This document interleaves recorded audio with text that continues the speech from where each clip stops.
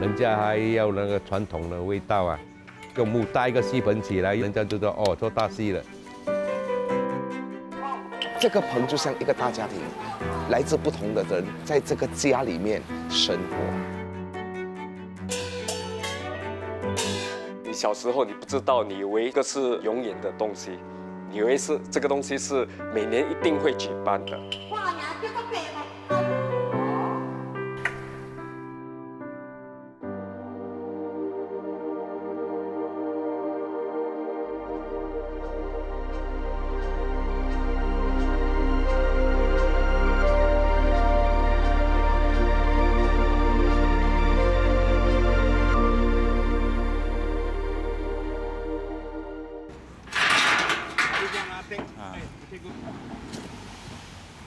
白桥巴沙这片空地上，李明成和工人正为中元节搭建戏棚。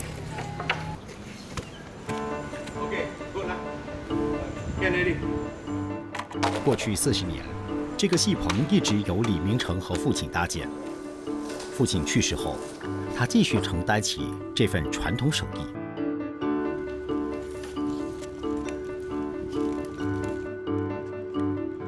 应该是13、14岁的时候了，父亲就抓我跟他去搭那个台了，就每天跟着我父亲这样热晒雨淋的去做那个戏台咯，一做就做到现在这样咯。70年代的时候，我很小的时候了，我是跟着去玩这样啊。我爸爸的时候搭台还有搭阿达了，中间放阿达，旁边放一点帆布啊。盖在旁边。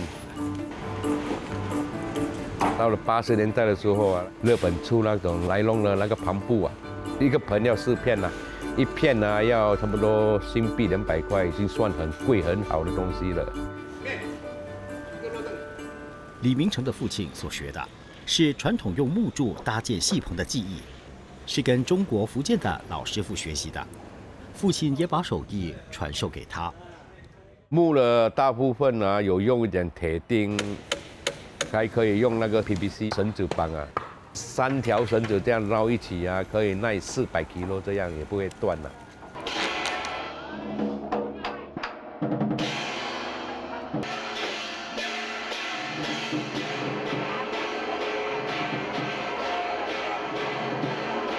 传统戏台曾经是民众的重要娱乐。80年代是搭戏棚的黄金时期，那时李明成每年至少搭400个戏棚。那个戏棚啊，人家还要那个传统的味道啊，因为你搭一个戏棚起来用木搭了，人家就说哦，做大戏了。如果你搭一个木的台，好像传统的戏台下去，每个人如果有拜神的人啊，喜欢看戏的人就知道哦，这个是戏台了。他们都会问一下，问我们大台的，哎，这里做什么啊？几号要做啊？演什么戏啊？李明成是新加坡唯一人用木板搭建戏棚的匠人。搭棚人辛勤劳作，只为替棚下的人挡风遮雨。今天的戏棚是为小玉龙闽剧团班主胡新妮搭建的，而胡新妮的精彩人生，正是从戏棚下起步的。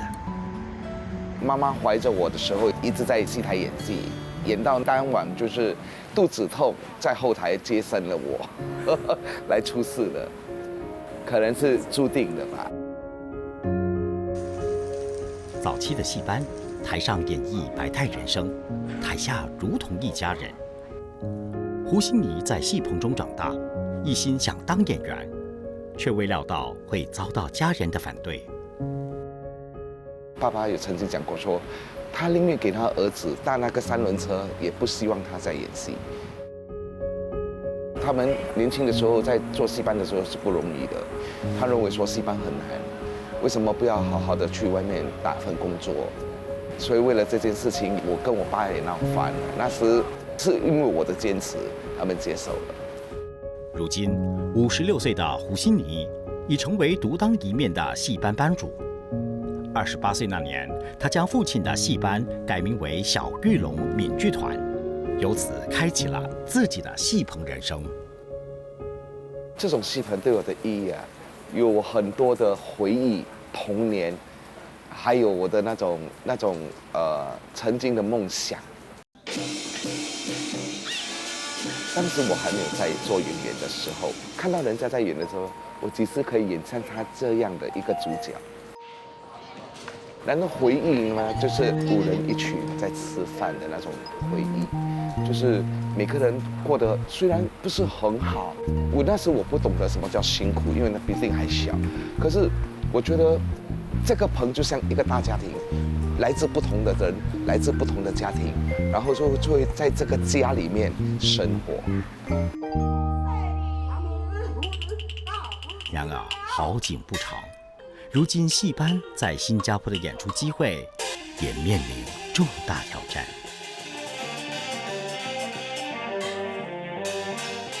再多5年，我相信这种戏曲会越来越少。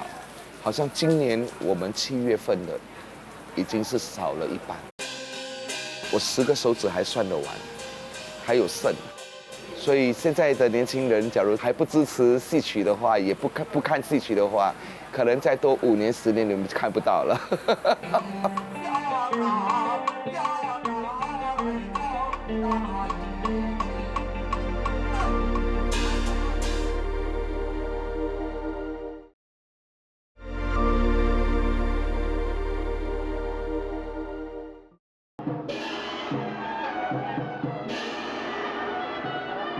传统街戏在新加坡有着悠久的历史，但随着现代娱乐形式的多样化，街戏逐渐凋零。如今，除了宴席宾客，看戏的人寥寥无几。观众流失，胡希尼的剧团还面临演员短缺的困境，不得不依靠外援。我们也缺乏人手，缺乏演员，因为没有后起之秀，也没有年轻的人去学。然后他们肯学的话，他们只是演在联络所。这种街戏他们不想出来，因为第一，天气太热，服装要穿得很厚，年轻人都不接受这种辛苦。所以为什么我们会请台湾人来做艺术交流的原因，就是因为有新的戏曲、新的白片。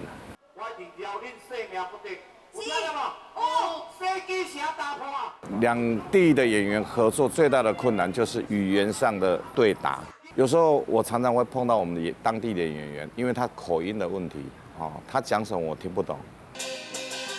第二个是台湾，因为我们有戏曲学校来教导老师的培养，我们从文的、武的、拿刀枪我们都会，可以说是文武都会了。但是新加坡的演员确实连拿一支刀都不会，这就是非常非常大的差异。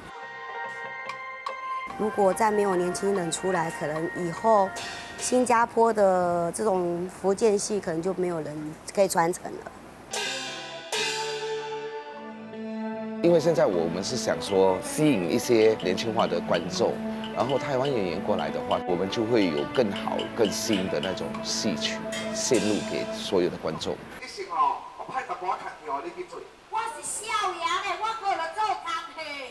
尽管台上落力表演，依然难以吸引观众。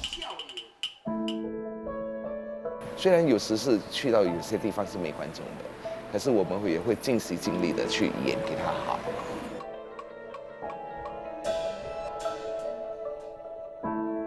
李明成看到街戏观众稀少，不禁感叹搭棚行业也正逐渐走下坡。你要做这个行业来谋生，养你的孩子啊什么，是不可能的。现在，因为早期20年前，那个时候还有1年还有100个这种戏台，今年啊，我只是7月啊，我只是A 中而已，就没有了。时代变迁，搭建戏台的材料由木改成金属，传统戏台的衰落逐渐走向没落。要到2000年的时候啊，很多人呢就引进那个铁的盆啊，连这个木的戏台啊就开始比较少一点了。连2000初年的时候啊，是越来越少了，连变成了1年啊1个月搭10个8个这样的。我就跟父亲讲了，这个戏台啊做了赚不了钱，那个账房啊，那个费用啊很高，我们负担不起。如果你是要真正做了这个戏台啊，来维持那个生计啊，这好像不可能。父亲说，反正你现在有搭那个音架，你就换做做 part time 这样，有人家做你就去做。我想想也好了，因为我是吃这口饭长大了嘛。父亲过世后，李明成继承了搭台的木质材料，并坚守对父亲的承诺。2015年，他结识本地著名建筑师曾庆忠，从而对搭建传统戏棚有了新的领悟。曾庆忠参与了多项本地建筑设计，并将老建筑改成酒店，赢得了业界的认可。此外，他还是一位装置艺术家，许多作品的主题围绕着戏棚展开。那个站人的我们是要放在大概在他的隔壁这样啦。你这样站过去可以看到他。李先生的技术，我觉得说没有人能够比得上他了。他是以他30多年的经验来建搭这个整个戏台。他也不是用尺寸，他是用他的眼睛去比例这个整个建造。我非常的欣赏。他小时候住在跟我差不多附近的地方，红山区，我们就变成一个很好的朋友。曾庆忠从小对戏台情有独钟，成长过程中始终与戏棚密不可分，因为他常常和家人一起去观看大戏。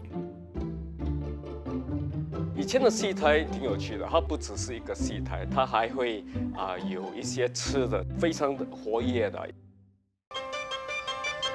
通常是从早上到中午会搭这个戏台，然后你会看到戏团就会进去开始彩排，然后当戏台一开始，这整个景象真的是很震撼。虽然我听不懂他们在唱什么，当我小时候看它的整个颜色方面、声音味道，所以说这整个戏台的结构它整个的成立、整个的历史还是很有兴趣。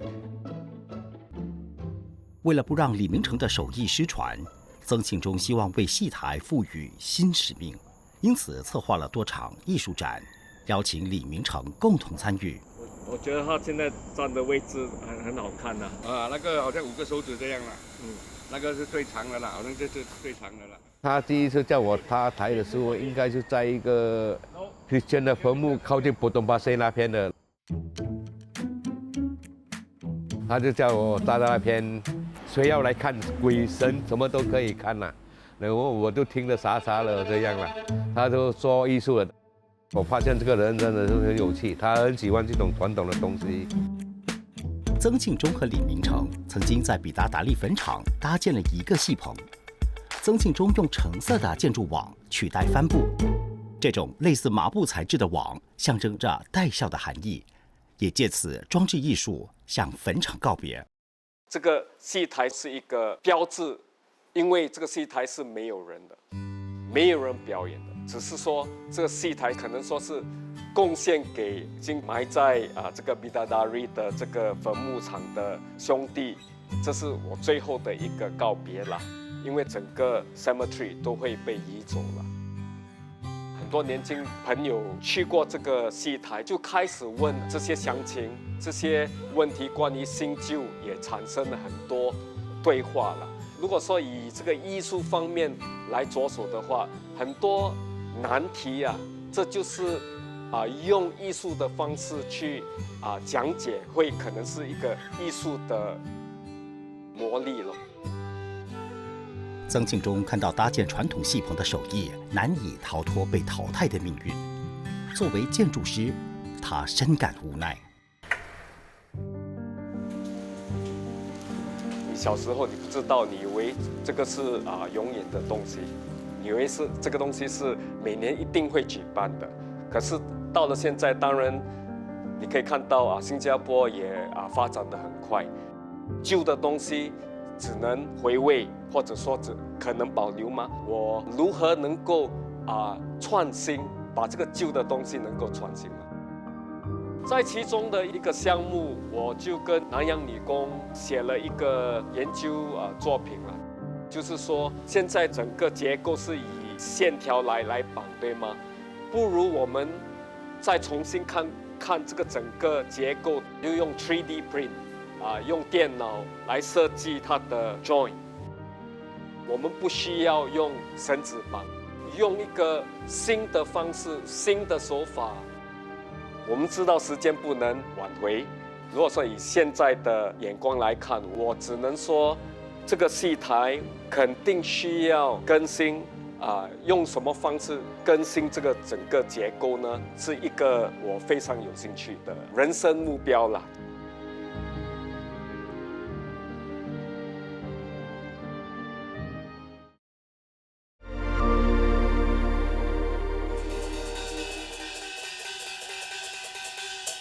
胡信仪在戏台上演绎了人生的百态，而致力于装置艺术的曾庆忠则深深眷恋戏台的精彩。两人对戏棚下的世界都有所感慨。今天大家齐聚一堂，共同欣赏曾庆忠的另一个戏台装置艺术。说这个戏台，我在3年前在这个 Henderson 就建设了这个帐篷这样子了。奇怪的是，你可能看到的就这棵树了，对吗？对。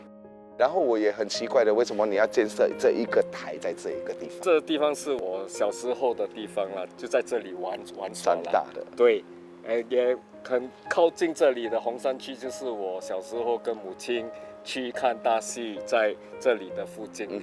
所以说，为了纪念这个 memory， 我就到这个台了。可是这个台的重点就是先种这棵树，先代表性就是能够有一个巡轮了，就是我已经回归了。这里的装置艺术随着岁月的流逝，戏台上留下了不同的痕迹。经过5年的时间，树木已经穿透了帐篷，展现出全新的风貌。这个树木给我的那种感觉是什么？你知道吗？就觉得已经这个舞台在这里已经占据很久很久很久的历史的感觉。对，所以就是有这棵树长大了，然后占据这个舞台的中央了，所以也不再表演了这个舞台。现在的戏台对于现在的价值，可能说我们需要变动它，要找一个新的用途了。我是相信说这种用人工去绑的有它的味道了，所以说也为了这个传承，我觉得说这个绳绑的结构方式可能做建筑类型的 School of Architecture 能够学用它。这个板工绑得不好的话，整个舞台都会塌下来。就是他们的板工真的是一棒，好棒好棒的，所以他们的价值是在哪里？价值就是在这些劳工。在这里化妆，我的位置在这里睡觉。你所说的舞台跟现代的舞台，现代的是铁的嘛，我们演戏的人站上去，虽然对我们来讲没有什么大的分别，可是给我们的感觉就不一样了。如今，传统木板戏台已逐渐没落。李明成在父亲去世的10年来，始终坚守承诺。但今年，他做出了一个决定，这将是他最后1年搭建传统戏棚。是一点心酸这样而已啦。普通老百姓一个心里好像这个工作了几十年啦，现在不要做有点可惜，一点心酸这样而已。也不是做坏事，也不是做好像大慈善家做好事，没有，只是普通好像一个谋生的技能这样而已。现在没有就给他没有，没办法了。接到他电话，听到他讲的时候，我感触很多。我在想说，有朝一日，我无心里想说，我团不做了，我要收了，我也会舍不得。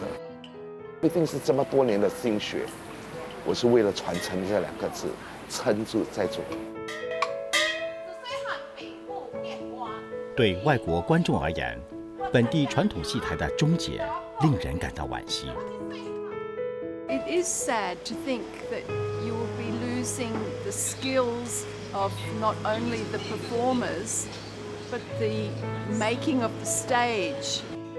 I think that the cultural heritage is what makes Singapore so interesting. Losing traditions in any culture is a very sad event.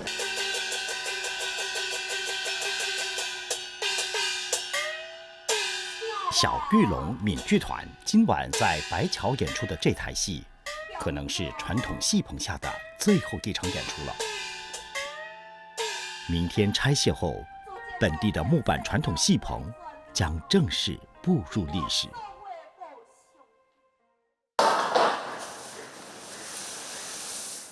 在李明成决定不再搭建传统戏棚后，曾庆忠担心他会出售这些在本地难以找到的老木头，于是决定收购了部分老木，从而将其保存下来。说退休，说你不要退休啊！在新加坡，只有你能够搭这个传统戏台，你需要传承。虽然我不会，可是技巧方面的这种栽培，我来找一些项目能够推广，可能有一个新的出路。他就跟我一个微笑。